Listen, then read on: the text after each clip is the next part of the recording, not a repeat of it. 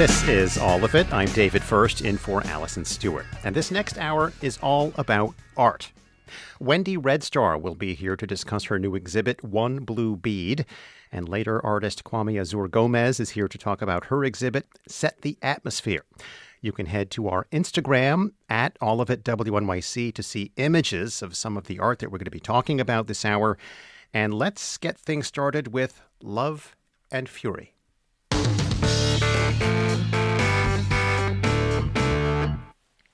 A new museum exhibition reflects on the HIV and AIDS crisis through posters that started appearing in the late 1970s and encourage people to stay informed and practice safer sex. It's called Love and Fury, New York's Fight Against AIDS. On display at the lower level of Poster House in Chelsea, the exhibition features posters, flyers, magazine covers, and other examples of graphic design showcasing grassroots efforts to raise public awareness about AIDS from 1979 to 2003. For example, there's a poster for a 1983 circus show at Madison Square Garden that served as a benefit to fight the disease, and a magazine ad in American Vogue featuring some of the 90s top fashion designers. Love and Fury, New York's Fight Against AIDS, is on display at Poster House now through September 6th. And curator Ian Bradley Perrin, who is also a historian of HIV/AIDS, joins us to discuss. Ian, welcome to All of It. Thank you so much for having us and for giving me an opportunity to talk about the show. Well, you've been studying the history of HIV and AIDS for years and even wrote your dissertation on the first 5 years of the AIDS response. What was your guiding vision in creating this exhibition, Love and Fury? We wanted to, of course, Poster House is a poster museum, right? And so we wanted to feature this material in a way that best spoke to how posters as a medium were powerful in the response.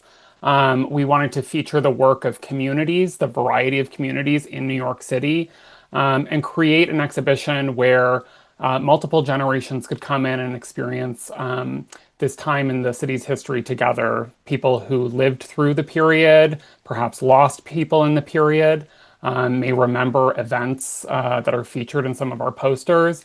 And then a younger generation of people who perhaps have experienced a more recent epidemic, but are less familiar with the AIDS epidemic itself and how it played out in the streets of New York City. How did you get involved with studying this history? What made you want to put a show like this together?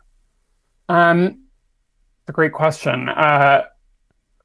So I've been interested in HIV/AIDS as a subject of historical study since I was 18. When I was 20 and tested positive for HIV, my own interest became more personal and it just further deepened my interest. I've been passionate about history, particularly oral history, and the way that people tell the stories of their own lives. And I think that within the gay community especially, the AIDS epidemic just looms large, larger than almost any event sort of in the 20th century. And I think until recently, it hasn't really been deemed a subject of historical study. Historians prefer events that are much further in the past. Well, this is getting further and further in the past, right? Exactly. Since I started studying it, the interest has grown, and I think this exhibition is a testament to it, and people's response is a testament that they're ready to start rethinking that period that many people remember, and as I said, a new generation of people are being introduced to. Well, set the scene for how the public and the government viewed this disease in the early 1980s, and then tell us about the role that these posters played in raising awareness. Absolutely. The exhibition actually opens a few years before the epidemic is formally recognized. Our earliest poster, as you said at the beginning, is from 1979, and it's a poster for one of the bathhouses in New York City. New York City was sort of a playground of sexual liberation and gay sexual liberation. And this bathhouse and poster for the bathhouse is really a stand-in for this remarkable community that existed in the 70s. And it's a very striking image. Absolutely. And it's being used as sort of one of our promotional pieces for the show. It encapsulates the power of the community, the strength of the community, as well as the stage on which the AIDS epidemic emerged. The earliest responses to the epidemic, and this has really been the focus of my research for a long time, came from the gay community itself, and particularly people who were themselves living with a disease that would later become known as AIDS.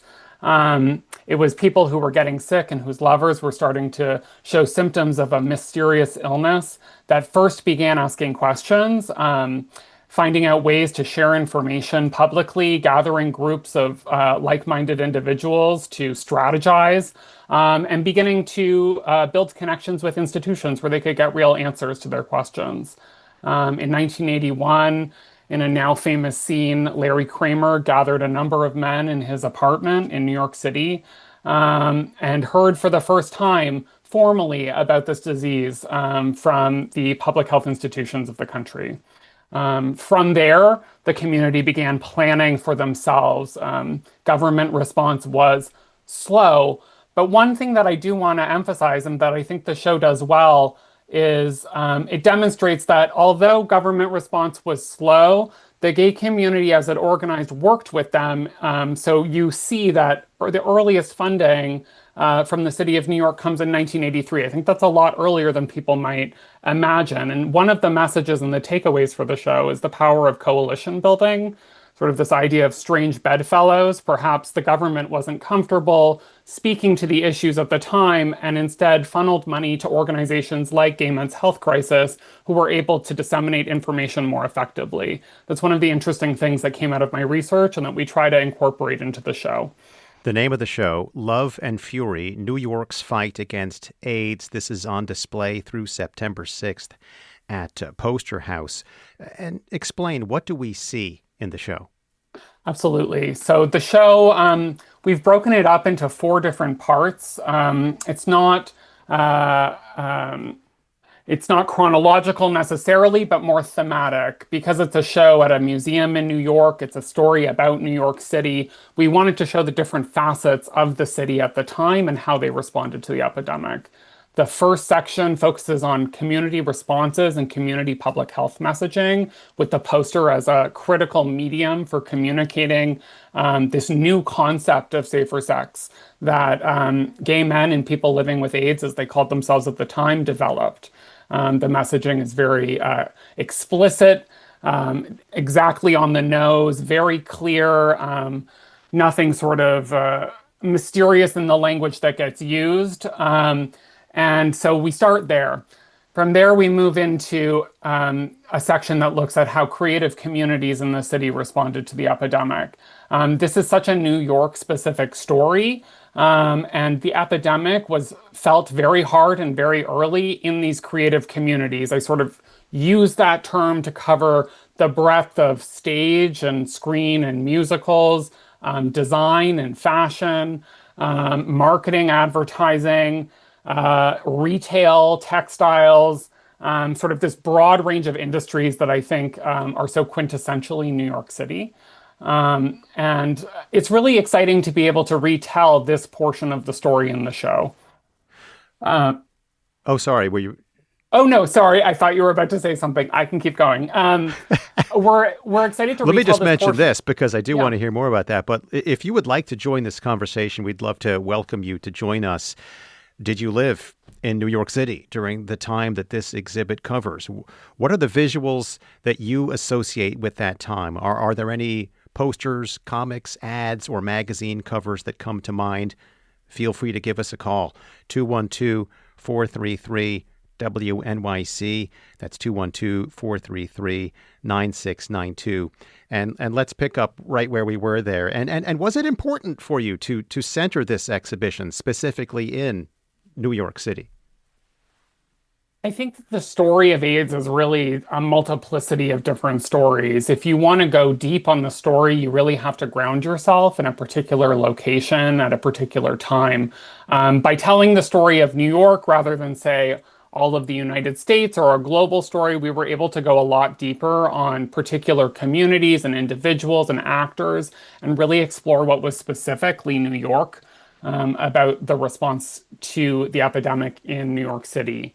But of course, there is a range of other stories that could be explored. But what was exciting was the idea, as we said earlier, that individuals who lived in New York City at the time could come into the exhibition and be transported in their memory to a time or to a group of people that are no longer there potentially. And it could both enable them to remember and then share those memories with others. It's been exciting in the first few weeks of the show to sort of listen in as folks walk through the exhibition and recollect the 1980s and 1990s in the city. We're speaking with Ian Bradley Perrin about this new show, Love and Fury, New York's Fight Against AIDS, currently on display through September 6th at Poster House. And I wanted to ask you about the importance of these images in the show. How did the visual arts help to shape public understanding of HIV/AIDS during the early years of the crisis? And what role did grassroots design play when official public health messaging fell short? Absolutely. So design came in many forms and is expressed a number of different ways through the posters. Earlier, we were talking about community public health messaging, and design enabled them to tell these stories directly and in a way that was familiar to their audience. Additionally, the fashion industry, as we said, and other creative communities were important early respondents to the epidemic. They were able to bring their tools and techniques of design, typeface, colors, logos, really eye-catching posters that spoke to a number of different audiences simultaneously. All of this was brought to bear on the construction of public messaging in the form of the posters. Additionally, we know that Broadway Cares was another early respondent to the epidemic, using the famous musical and theater stages of the city to raise money and awareness. Additionally, design was critical in the advertising of fundraisers and dance party fundraisers, which were essential economic engines for the response. Certainly, the government response and financial response was slower and insufficient, so organizations had to very early figure out a way to self-fund. And then perhaps most importantly, design was critical in the activist and advocacy messaging. I think everyone is likely familiar with the works of Keith Haring.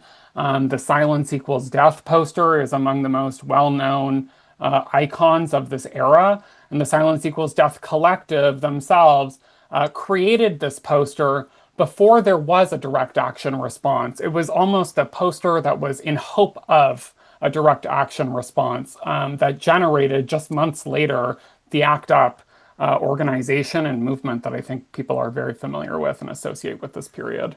And when you think about all the different messages, were there conflicts between activists over messaging styles? How best to communicate? What should we communicate? Yeah, I mean, that's a great question, right? I think organizations were operating in an environment of limited information and adverse political moment as well. So there certainly were a number of differences of opinion in how they should approach the issue, how they should think about funding, how they should think about the government. Some favored more of a service-oriented response. Others favored more of a direct action response. I think that what was the most powerful, though, is that all of these things were happening simultaneously. There doesn't need to be one single response that is successful. It's the combination of strategies and the enormous breadth of techniques and tools and skills, access and finances that made possible many of the successes of the era. And what I wanted to ask about, how did visual culture shape public understanding? Did it for a public that didn't really know what was going on? Is this the first interaction people are having with even hearing about something like HIV/AIDS? I mean, I think it dramatically changed the public visual landscape. We have examples of posters that were displayed on subways and on billboards that were displayed sort of quite frank expressions of gay sexuality for the first time. Very explicit discussions of safer sex for people in a gay sexual relationship. All of this would have been fairly new, especially in such a public sphere. But at the same time, I think the exhibition also takes us back to an era where the visual landscape of the public world was not so curated. If you walked around the city of New York, I mean, today you have sort of say Instagram or Facebook, your visual landscape is sort of determined by an algorithm. But to walk around the city of New York in 1980s was a cacophony of different ideas being fed to you simultaneously. And I think I hope that the exhibition evokes that memory for folks who lived in the city at the Right. time. Remember the time where, like, every place you thought about walking into, you didn't click, and check a review of Right. in your Exactly. handheld Exactly. device. Yeah, absolutely. And I think that what was so powerful about some of the advocacy and activist responses was that they knew this and leveraged it for their purposes. So you would have sticker versions of the blood on your hands poster that were on the toll booths that everyone had to go through to get on the highways. You would have the silence equals death sticker in the money machines, the ATM machines that sort of physically opened up and they would just be plastered with them. So there was sort of a forced experience of the visual world that the activists fully understood and took advantage of to great effect. If you'd like to join this discussion, you can give us a call, 212-433-9692. That's 212-433-WNYC. We're talking about the exhibition Love and Fury, New York's Fight Against AIDS, which is on display at Poster House through September 6th. Talking with curator Ian Bradley Perrin. We have a text right here. Someone says, I worked at the Helen Hayes Theater at the time. Torch Song Trilogy, we lost several great actors. We didn't even know what was happening to them. But right away, we were doing what we could, even before Broadway cares. Absolutely. And I think that what I hope people take from the exhibition is the sense that everything was happening at the same time and so much earlier than many people imagine or remember. I think that small, informal gatherings where information was shared and money was raised were happening as early as 1982 and 1983. That's remarkably early. We know that there were fundraisers well before there were formal organizations responding. And so what we see is these small sort of social, sexual, professional networks of individuals getting together, sharing information, and pooling what resources they had, be it money, skills, tools, techniques, materials, to make a difference. You know, for the last 40 years, stigma has been considered a major barrier to an effective response to diagnosing and treating the disease. Talk about some of the misconceptions people held about the disease or people who contracted it within those initial years, and also how these posters really serve to fight the stigma and fear. Absolutely. I mean, I think we all have a more recent memory of an epidemic where there's a lack of clear information and guidance, right? So people's imaginations do run wild. When you combine that with the early groups that were most affected by the HIV epidemic, who at the time were fairly marginalized, so homosexuals, people who injected drugs. These are groups of people that society already had preconceived notions of. So there was an idea that maybe you could get it from a toilet seat, or you could get it through kissing. Simultaneously, there was an idea that it only affected gay men, which was detrimental to all of the many people who had it, who did not identify as such. Well, we have a comment coming in right now via text. Just a comment. AIDS became the leading cause of death for women ages 29 through 34 in the 1980s in New York City. Absolutely. And I think that there are posters that do direct this, respond to this directly. There's a well-known poster that says, women don't get AIDS, they just die from it. And this spoke to specifically the fact that the CDC did not include women in the definition of AIDS until 1993. This was not only sort of an insult, but had material impacts because that definition was used to access a variety of state and federal funding that was needed to support people when they were living with AIDS. And today, women bear the brunt of the disease globally. So this sort of long-lasting misconception that I think people still hold has long-lasting damage, but it's something that designers and artists were able to directly respond to through posters. We have in the exhibition, actually, a book from the Women's Collective of ACT UP. It is hundreds of pages of a variety of different research topics on women with AIDS that's all community derived. And the exhibition actually has a number of books and publications available for people to browse as they're in the exhibition. So they're not in a case, right? You can really sit down with them and experience what communities did at the time. Once again, the exhibition is called Love and Fury, New York's Fight Against AIDS. It's happening at Poster House through September 6th. And we're also taking your calls, 212-433-9692. And let's hear now from Thelma in Brooklyn. Welcome to All of It. Hi, thank you. Thank you for taking my call. So I was just saying to the screener that I grew up in the 80s, and I was aware of HIV/AIDS, but I wasn't really paying attention. And then I was living in Europe, and for the first time I saw this giant poster by Benetton, the huge visual of the young man in his last stages before he passed from the disease, surrounded by people lying, and it was almost like a Jesus-like figure. It was just so extraordinarily striking. And from that point on, that image made it such a powerful impression that it stayed on my radar, and still I remember it. Thelma, thank you so much for sharing that. What about that image, Ian? Absolutely. I'm really glad that you brought that up. It's called David Kirby's Deathbed, and this is part of a campaign from Benetton that became known as sort of shock advertising. They became very well known for this style. They would use it to both raise awareness related to issues, as well as, of course, promote their own brand and their materials as sort of a socially conscious brand. We have an example from Tuskegee, who is the designer of the advertisement that our caller just spoke to, as well as a number of other ones. The one that we have is called AIDS, and it features thousands of images of individuals who passed away from AIDS, and at a distance in relief, their images spell out the word AIDS. And it's an interesting, I feel like there's a tension within this approach from Benetton, and I am excited to have viewers come and see it and sort of think about it for themselves, right? We know that fashion, of course, is in the business of selling products.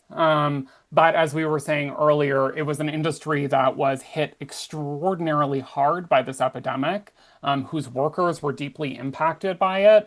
And I think that what's interesting is, on reflection, we often think of fashion as sort of perhaps superficial or jumping on trends. But in fact, the power of the fashion industry is to make something into a trend, to bring attention.